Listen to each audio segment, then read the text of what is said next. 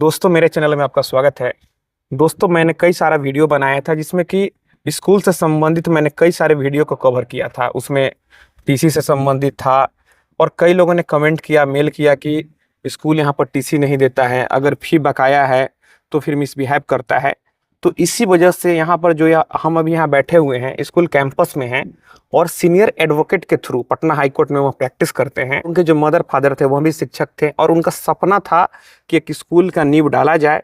तो वह सपना पूरा होने वाला है। फरवरी के लास्ट मंथ में ही इसका इनॉग्रेशन है। और यहाँ पर अभी यह देखा जाता है कि बड़े बड़े स्कूल है, पैसा लेते हैं, लेकिन पढ़ाई देते हैं, लेकिन एक बच्चे का बौद्धिक स्तर को कैसे बढ़ाया जाए, उनके अंदर संस्कार कैसे रखा जाए। क्योंकि माँ बाप के पास बच्चे तो हमेशा रहते नहीं है, दिन का 5 घंटा का समय तो स्कूल में ही बीतता है, लेकिन संस्कार उनके अंदर नहीं दिया जाता है। वहीं बच्चे कल को पढ़ लिख कर इंजीनियर बनकर फिर आतंकवादी, टेररिस्ट कुछ भी बन जाते हैं। अगर संस्कार डेवलप रहेगा तो वह सही मार्ग पे जाएंगे। तो आइए आज हम इनसे जानते हैं कि यह स्कूल कहाँ पे स्थित है और सारा डिटेल इनसे लेते हैं। आपका बहुत बहुत स्वागत है। नमस्ते। तो यह स्कूल कहाँ पर स्थित है? हमारा ये स्कूल चूंकि एक सपना था हमारे पूर्वजों का कि गांव में एक अच्छी शिक्षा की व्यवस्था की जाए, क्योंकि यहाँ के जितने भी बच्चे हैं वो सारे उच्च शिक्षा के लिए, अच्छे शिक्षा के लिए, किसी को क्योंकि किसी भी गांव में एक एजुकेशन तो है लेकिन एक क्वालिटी एजुकेशन नहीं, क्वालिटी नहीं है। बात बहुत पॉइंट तो वाला है। उस एजुकेशन को क्वालिटी देने के लिए हमारा एक प्रयास था। हम क्योंकि हमारे पूर्वज, हमारे दादी जी दोनों आदमी टीचर ही थे, तो ये हमारे बचपन से हम लोग घर में ही देखते हुए आ रहे हैं कि भाई क्लासेस या फिर पढ़ाई क्या होती है, कैसे लोगों को शिक्षा का महत्व क्या है। मतलब बचपन से ये चीज़ सीखते आ रहे हैं।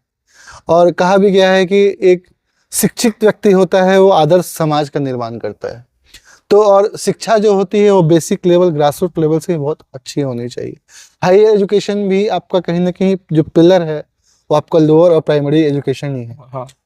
इसी चीज़ को ध्यान में रखकर साहेबगंज प्रखंड है मुजफ्फरपुर जिले के अंदर, क्योंकि बिहार राज्य में स्थित बिहार राज्य में है।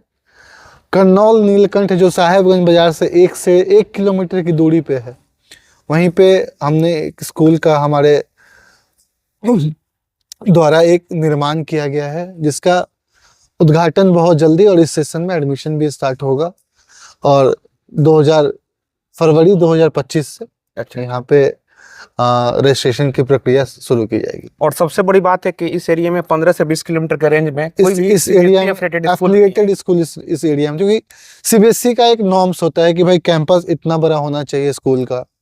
उसके बाद सीबीएसई ये बोलती है कि क्लासरूम है, तब क्लासरूम का आपका स्टैंडर्ड कितना, क्या साइज होना चाहिए, सारा टीम के द्वारा वेरीफाई। हाँ, ये लैब हुआ है तो लैब का साइज क्या होना चाहिए, इंफ्रास्ट्रक्चर उसमें सीढ़ी कितना होना चाहिए, क्या कैंपस में क्या बच्चे का स्ट्रेंथ, सुरक्षा का ध्यान दिया जा रहा है, सुरक्षा का ध्यान देना, क्योंकि ये सारे मापदंड जरूरी है। तभी आप और अभी भी हम देखें तो बिहार के मतलब 50% स्कूल इस मापदंड को पूरा नहीं करते हैं और अफिलिएटेड नहीं है और बहुत कोई रजिस्ट्रेशन नहीं कराए, ऐसे धड़ल्ले से चला रहे हैं।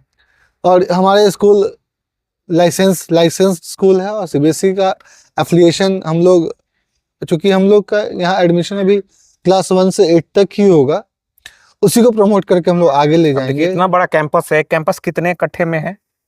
ये करीब 1 एकड़, 1 एकड़ में मतलब 24 कट्ठा, 27 कट्ठा होता है जो 1 एकड़ के आसपास है, मतलब 27 कट्ठा के आसपास। और इतना मतलब स्पेस है, चाहते तो 10 तक भी स्कूल को रख सकते थे, लेकिन स्कूल का इंफ्रास्ट्रक्चर मेरा क्लास 12 तक का रेडी है। अच्छा, लेकिन अभी आपको पहले हम कुछ क्लासरूम खाली रख लेंगे। अच्छा, अभी उसमें बच्चे नहीं पढ़ेंगे लेकिन जो पढ़ाई लिखाई होगी 8 तक ही एडमिशन लेंगे, उसको फिर प्रमोट करके हम आगे बोर्ड के लिए उसको प्रिपेयर करेंगे अपने बच्चों। अच्छा, मतलब जो भी पहले एडमिशन ले, आप चाहते हैं कि क्वालिटी दिया जाए, अगर उस बच्चे उस पर उतरते हैं तो फिर आप उसको आगे बढ़ाएंगे। बिल्कुल, क्योंकि हमें तो ये पता नहीं है कि जो बच्चे आ रहे हैं उनका लेवल क्या है।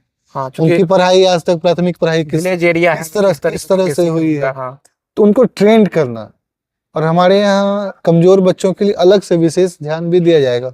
और ये रखा भी गया है कि उनके लिए स्पेशल जो दिखे कि नहीं भाई जो रेस में थोड़े पीछे हैं, उनके लिए कुछ अलग से व्यवस्था करके ट्यूशन क्लासेस देके कुछ एक्स्ट्रा उनको पुश दिया जाए कि वो भी बाकी बच्चों के साथ एक लेवल पे आ सके। मतलब ट्यूशन स्कूल के द्वारा ही एक्स्ट्रा दिया जाएगा? बिल्कुल, जिनको एक्स्ट्रा क्लासेस की जरूरत हो स्कूल क्या उसके द्वारा ही चार्ज? सब फ्री ऑफ कॉस्ट स्कूल के अब देखिए यहाँ एक देखने को मिलता है कि आप बड़े बड़े स्कूल में पढ़ रहे हैं लेकिन बिना ट्यूशन के कुछ होने वाला नहीं है।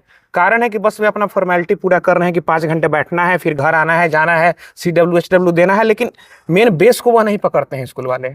और बस पैसा मेरा बनाने में। मेरा मेरा ये खुद का, क्योंकि मैं भी खुद भी इंजीनियर हूँ, मैंने LLB किया है, उसके बाद हायर एजुकेशन भी मैंने, मास्टर्स तक भी मैंने किया हुआ है। मैंने ये देखा, मैंने ये महसूस किया हूँ कि जब तक लोगों का बेसिक ग्रासरूट लेवल जो एजुकेशन है वो और अच्छी नहीं होती है, फिर आगे चल के बहुत प्रॉब्लम होता है उनको। बेस अच्छा होना चाहिए, तभी बेस आप क्या अच्छा करेंगे होना डिसाइड बहुत होगा। जरूरी है। बेस अच्छा नहीं होगा, क्योंकि कहते भी हैं कि नींव- घर का नींव जो होता है वो सबसे मजबूत होना चाहिए, उसके ऊपर आप उसको 50 तल्ला 100 तल्ला बिल्डिंग बना सकते मतलब हैं। 10th तक का जो एजुकेशन है पूरा बेस स्ट्रॉन्ग होना बिल्कुल चाहिए। बिल्कुल, बेस आपका बहुत स्ट्रांग होना चाहिए। और क्योंकि 10th तक के एजुकेशन में आपको हर चीज पढ़ना होता है, वो साइंस भी पढ़ना है, आर्ट्स भी पढ़ना है, मैथ्स भी पढ़ना है, इंग्लिश भी पढ़ना है, सब कुछ पढ़ना है। जब 12th में जाएंगे तो वो कुछ कम हो जाएगा। आप आर्ट्स लिए तो आपको आर्ट्स का फील्ड पढ़ना है, उसके आप साइंस लिए तो वो साइंस का फील्ड पढ़ना है, आप इंजीनियर बनना है तो आपको मैथ्स पढ़ना है, आप अगर मेडिकल लाइन में जा रहे हैं तो आपको बायोलॉजी पढ़ना है। तो इस तरह से वो चीज़ फिर चेंज होते रहता है, फिर वो लिमिटेड है। उसके बाद आप जब 12th कर लिए, उसके बाद आपको इंजीनियरिंग पढ़ना है, तो वो कम्प्लीटली चेंज है, क्योंकि वो जो बेस्ड है आपके सब जो क्लास 10 तक आप पढ़े हैं, इसलिए ये बेस जो है ये बहुत स्ट्रांग होना चाहिए। अच्छा, पढ़ाई के साथ साथ कहीं ना कहीं फिजिकल एक्टिविटी का होना भी बहुत जरूरी है। आप फिजिकल एक्टिविटी करते हैं तो भी आपका बॉडी का स्तर बढ़ता है। मैं एक आपको इस बारे में एक बात बोलना चाहता हूँ। आजकल समाज में संस्कार की बहुत कमी हो कमी है, हाँ। कमी, बहुत बहुत संस्कार की कमी है। आजकल हम लोग आए दिन न्यूज़पेपर में भी देखते रहते हैं कि भाई अब एक बेटे ने अपने बाप के साथ क्या कर दिया, हाँ। उसने अपनी माँ के साथ क्या कर दिया, उसने समाज, तो एक तरह से हमारा जो समाज है वो कहीं ना कहीं आज प्रभावित है। और इसका बेस जो है वो कहीं ना कहीं शिक्षा है। इसका बेस कहीं ना कहीं शिक्षा है। और शिक्षा जो होती है एक हम लोग घर में भी कहते हैं कि जो एक शिक्षित महिला जो घर में होती है वो पूरे घर को अच्छा बना के रखती है, बाकी लोग को भी शिक्षित कर सकती एक है। इंसान जो शिक्षित है वो अपने समाज को अच्छा बना सकता है। तो वही, और संस्कृत में एक कहावत भी है कि विद्या ददाति विनयम विनयम ददाति पात्रता। जिसमें विनय नहीं है वो कभी पात्र नहीं हो सकता है। और उसका बेस क्या है? विद्या ददाति विनयम, विद्या से ही विनम्रता आती है शरीर के। आप शिक्षित है तो भी सही समाज में बैठ सकते हैं, उठ सकते हैं, किसी से बात कर सकते हैं।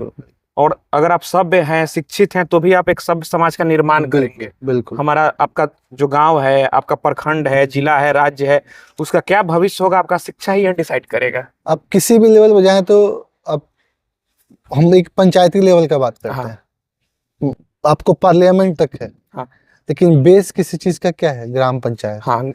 आपका ग्राम बढ़िया होगा, फिर आपका पंचायत बढ़िया होगा, आपका पंचायत बढ़िया होगा, आपका प्रखंड बढ़िया होगा, आपका प्रखंड बढ़िया होगा, आपका जिला बढ़िया होगा, आपका जिला बढ़िया होगा, आपका राज्य बढ़िया होगा, कंट्री अच्छा होगा, फिर आपका जिला बढ़िया होगा, आपका राज्य होगा, राज्य के बाद फिर आपका कंट्री बढ़िया होगा। तो स्ट्रक्चर बेसिक तो आपको गाँव ही है ना। और मेरा पर्पस भी, हम लोगों का पर्पस भी यही है यहाँ पे स्कूल स्टार्ट करने का, कि समाज अच्छा बने।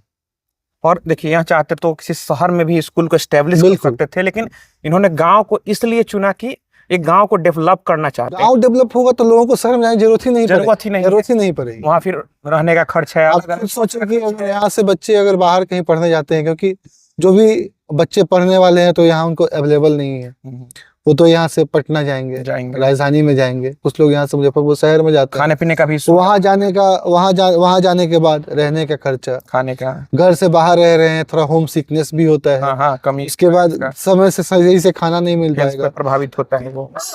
तो इन सब के बाद भी उसका पढ़ाई पे भी ध्यान देना है, तो वो जिंदगी बहुत टफ है। हम कहना चाहते हैं अपने घर पे ही रहें, माता पिता के साथ रहें, आपका एजुकेशन की जिम्मेदारी हम लेते हैं। तो दोस्तों, अगर आप बिहार राज्य से हैं और मुजफ्फरपुर जिले से आप बिलोंग करते हैं, अगर आप साहेबगंज प्रखंड से बिलोंग करते हैं, तो अभी आपको जो स्क्रीन पर ईमेल आईडी दिख रहा है, आप वहां पर मेल करें और फिर आपको अपना कॉन्टेक्ट नंबर आप वहां शेयर करें, फिर आपको खुद कॉल किया जाएगा और फिर आपका एडमिशन होगा। दोस्तों, मैं आशा करता हूँ आपको वीडियो पसंद आई होगी। अगर आप किसी और टॉपिक पर वीडियो चाहते हैं तो आप नीचे कमेंट बॉक्स में कमेंट करें। यह जो वीडियो था थोड़ा सा मेरे टॉपिक से लॉस से हटकर था, लेकिन यह वीडियो बनाना भी जरूरी था, क्योंकि बहुत लोग स्कूल के दुर्व्यवहार से, उनके शोषण से प्रभावित हैं।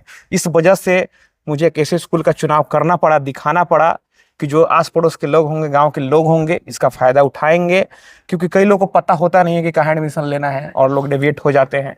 तो दोस्तों, आप इस वीडियो को अधिक से अधिक अपने दोस्तों रिश्तेदारों में शेयर करें, और अगर आप हमसे सीधे जुड़ना चाहते हैं, फ़ोन से बात करना चाहते हैं, तो फिर आप हमें इंस्टाग्राम पर फॉलो करें। मेरा इंस्टाग्राम पर यूजर नेम है Pritesh1584।